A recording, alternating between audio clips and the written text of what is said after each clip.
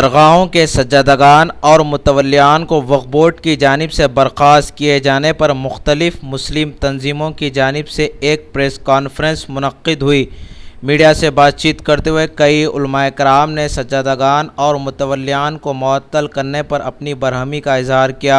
शेखुल जामिया जामिया निज़ामिया मुफ्ती खलील अहमद से जब सवाल पूछा गया कि अकबर निज़ामुद्दीन ने वक्फ़ की ज़मीन को फ़रोख्त किया है तो उन्होंने साफ कह दिया कि नहीं मालूम। हाँ, अगर कोई वक्फ़ की ज़मीन को फ़रोख्त करता है तो वो गलत है। जो गलती है गलती, कानून नहीं बदलता, गलती बदल सकती, इसलिए हो सकती। और एक सवाल पूछा गया कि अगर वक्फ़ की ज़मीन पर मूर्तियाँ बनाई जा रही है और शराब को फ़रोख्त करना कहाँ तक दुरुस्त है, तो मुफ्ती खलील अहमद ने जवाब दिया कि अगर वक्फ़ की ज़मीन को किराए पर दिया जाता है तो वो दुरुस्त है। बनाने के लिए, मुरब्बा बेचने के लिए भी दिया जा सकता है। अगर मसला अलग है, मैं किसी को भी मंडी किराए पर देता हूँ, उन्हें अपने गणेश की फोटो लगा के कारोबार करता है, कल से देना नहीं, मेरा काम किराए पर जाना, अब उसका काम है। जब उलमाए कराम ने वक्फ बोर्ड के स्पेशल ऑफिसर शेख मोहम्मद इकबाल पर इल्ज़ाम लगाया कि इनका ताल्लुक़ आंध्रा से है, इसलिए उन्होंने तेलंगाना के सज्जादगान और मुतवल्लियान को मुअत्तल कर रहे हैं, और भी कई इल्ज़ामात लगाए गए। इन सारे इल्ज़ामात को लेकर वक्फ बोर्ड के स्पेशल ऑफिसर शेख मोहम्मद इकबाल से बातचीत की गई तो उन्होंने कुछ और ही बताया और कहा कि मैं खुदा का शुक्रगुज़ार हूँ कि मुझे खुदा ने इस ओहदे पर रखा है। प्रेशर जब आपको खुदा की जायदाद की हिफाजत का मौका मिला है, मैं शुक्रगुजार हूँ खुदा का कि मुझे इस पोजीशन में उन्होंने रखा। इससे मैं चंद खिदमत मैं अपने कौम के मैं कर सकता हूँ। मैं खुदा का शुक्रगुजार हूँ। मैं वैसे कोई प्रेशर महसूस नहीं कर रहा हूँ। अब जिनको तकलीफ़ हो रही है, चलिए उससे वो उनकी ज़ाती मामला है। मैं तो यहाँ अल्लाह का शुक्र अदा करते हुए जो भी टाइम मुझे मिला है, मैं कौम की खिदमत के लिए मैं इस्तेमाल करूँगा। मेरा काम खुदा की जायदाद की हिफाजत करना है। एक और सवाल के जवाब में स्पेशल ऑफिसर ने कहा कि मैं किसी के दबाव में नहीं हूँ। नाजरीन, आइए देखते हुए सुनते हैं कि उलमाए कराम ने क्या कहा और वक्फ बोर्ड के स्पेशल ऑफिसर शेख मोहम्मद इकबाल ने क्या कहा। मेरे बाएं जानिब अजीज़ुल मौलाना सैयद हामिद मोहम्मद कादरी सदर मरकज़ी अंजुमन कादरिया और दीगर में मौलाना मुफ्ती सादिक मोहिउद्दीन साहब जो कामिल जामिया निज़ामिया और मुफ्ती हैं। इसी तरह मौलाना सैयद राजू हुसैनी साहब खानी सज्जादा नशीन हज़रत शाह राजू हुसैनी क़िबला और मौलाना अकरम पाशा साहब कादरी सफ नशीन सज्जादा नशीन दरगाह शरीफ कारवान और मौलाना सैयद असरार हुसैन रज़वी मुखाद मदनी सज्जादा नशीन बारगाह हज़रत अब्दुल्ला शाह रहमतुल्लाह अलैह, मौलाना सैयद महमूद पाशा कादरी जज़ीउल्लाह सज्जादा नशीन मुआज़्ज़ीन और मौलाना सैयद औलिया हुसैनी मुर्तज़ा पाशा कादरी और मौलाना सैयद मसूद हुसैन मुश्तहिदी और मौलाना सैयद अहमद सईद हुसैनी कादरी और जनाब अलीउद्दीन कादरी, मौलाना Firasat Ali Shuktari advocate supreme court, जनाब दानिश अली दानिश एडवोकेट और निज़ाम बाबा और दीगर हजरात, मौलाना सलीम पाशा कादरी सज्जा नशीन कादरी बाब, मौलाना सैयद नेमतुल्लाह कादरी कामिल जामिया निज़ामिया, मौलाना सुल्तान अहमद अंजुमन तलबाए खतीम जामिया निज़ामिया, मौलाना मुहिउद्दीन कादरी अंजुमन तलबाए खतीम जामिया निज़ामिया।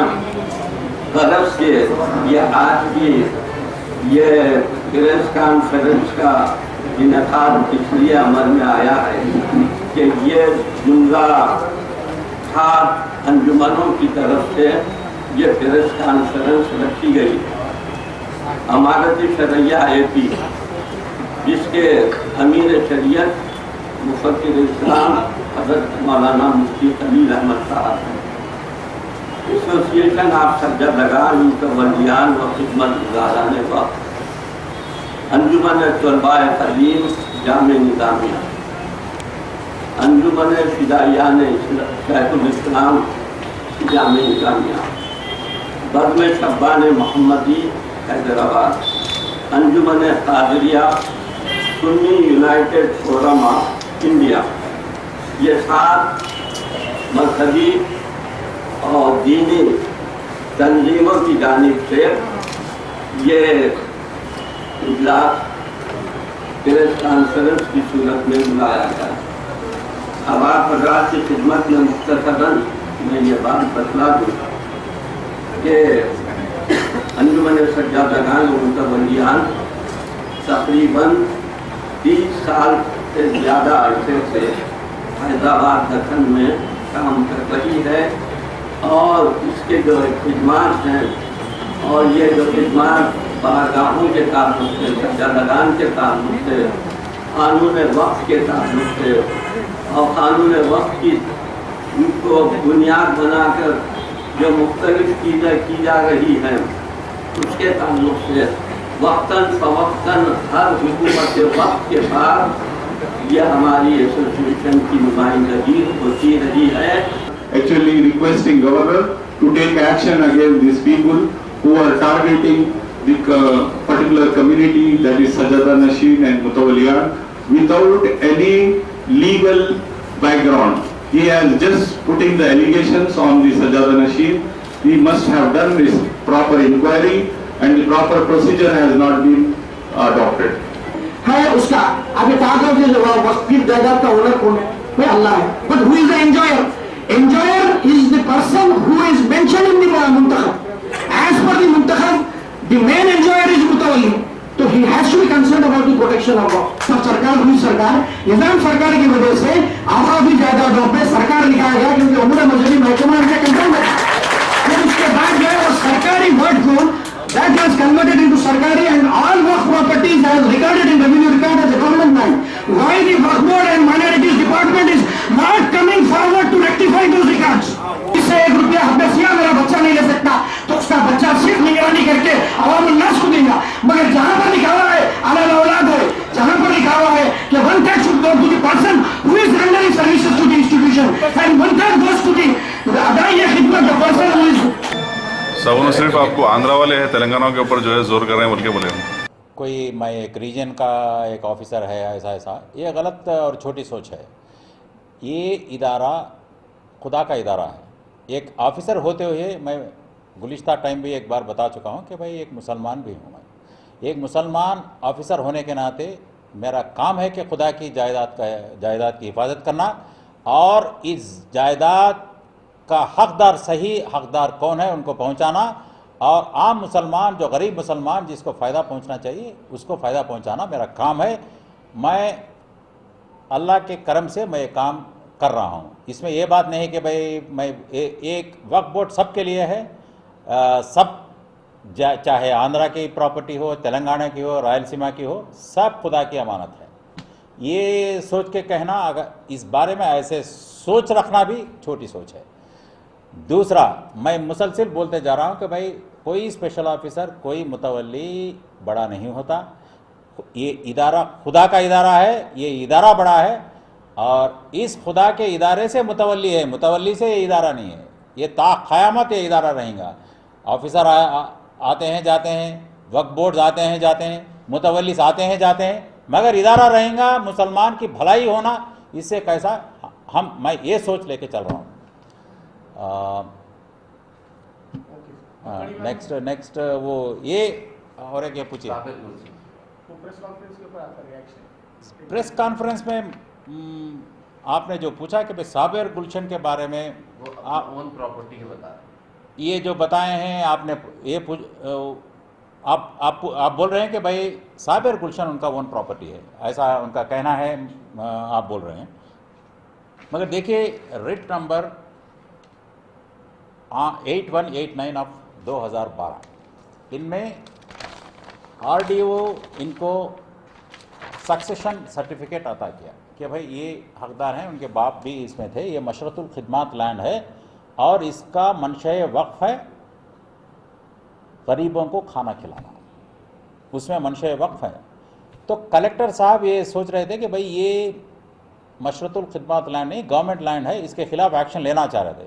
तब अकबर निज़ामुद्दीन साहब हिमसेल्फ कोर्ट में रिट फाइल किए, वो नंबर है 8189 अभी बताया। उसमें इनकी रिट में इन्होंने खुद लिखा है कि मशरतुल खिदमात लैंड है, ये सेक्शन 312 के तहत वक्फ करार की जाएगी, इन्होंने खुद एक्सेप्ट करा है। अगर ये बोल रहे हैं अभी कि भाई ये मेरी खुद की ज़ाती ज़मीन है तो कंटेम्प्ट ऑफ कोर्ट हो जाएगा। आप सिर्फ मुतवल्लियों को ही टारगेट बनाया जा रहा है, उनका आप पे इल्जाम। देखिए वक्फ क्या चीज़ है, दरगाह की प्रॉपर्टी, मस्जिदों की प्रॉपर्टी और ग्रेवयार्ड्स जो भी मुस्लिम कब्रस्तान हैं उसके तहत जो भी प्रॉपर्टी है ये वक्फ में आते हैं, और कुछ थोड़े बहुत एजुकेशनल इंस्टीट्यूशंस। तो सिर्फ दरगाह नहीं है मुतवल्ली, दरगाह के तहत अब जैसा कि हज़रत शाह खामोश दरगाह की मुतवल्ली के तहत 865 एकड़ गेजेट नोटिफाइड लैंड है, 84 में हुआ था।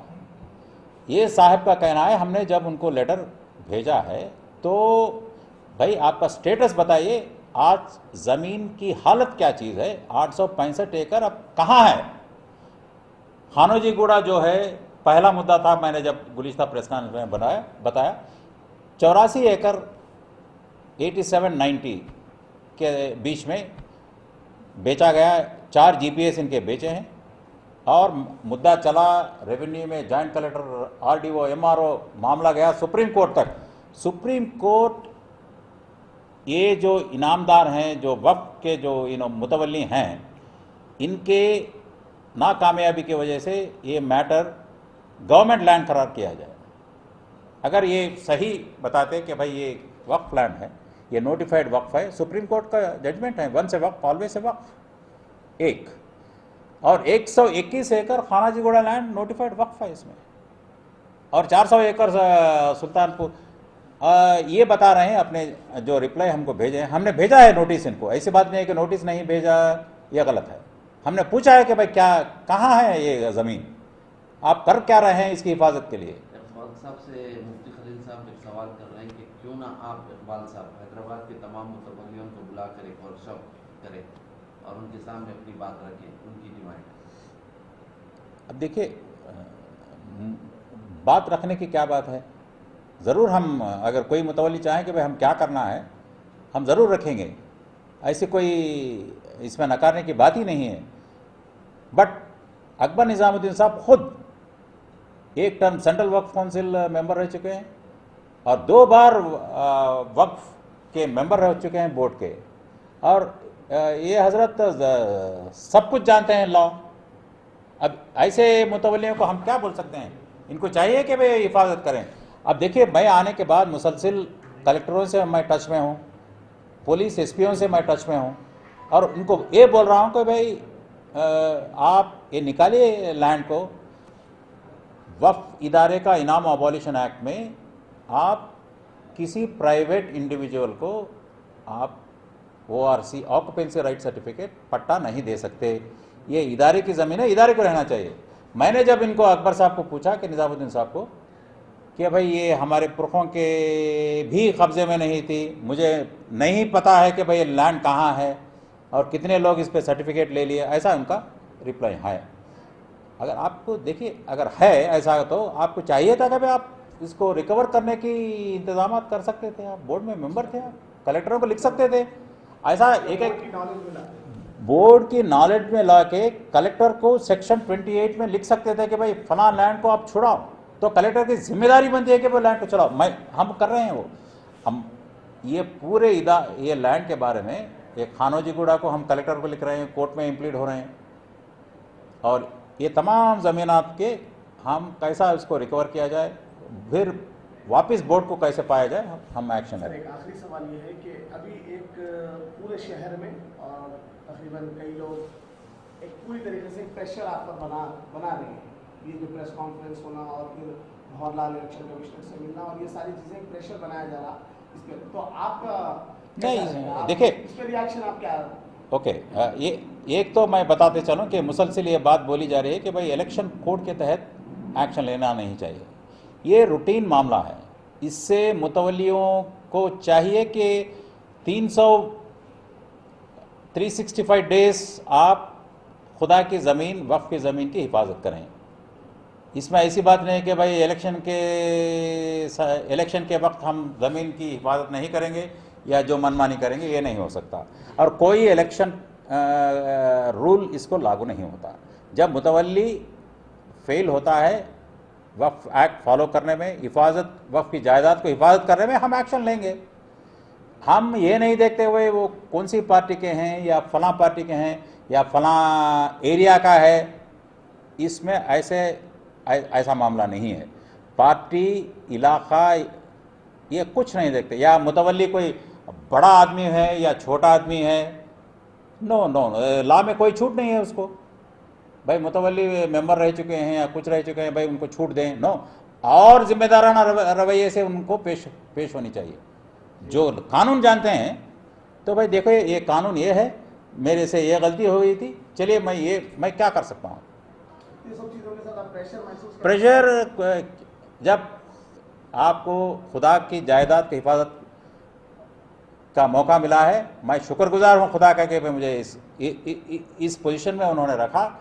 इससे मैं चंद खिदमत मैं अपने कौम के मैं कर सकता हूँ, मैं खुदा का शुक्रगुजार हूँ। मैं वैसे कोई प्रेशर महसूस नहीं कर रहा हूँ। अब जिनको तकलीफ़ हो रही है, चलिए उससे वो उनकी ज़ाती मामला है। मैं तो यहाँ अल्लाह का शुक्र अदा करते हुए जो भी टाइम मुझे मिला है, मैं कौम की खिदमत के लिए मैं इस्तेमाल करूँ।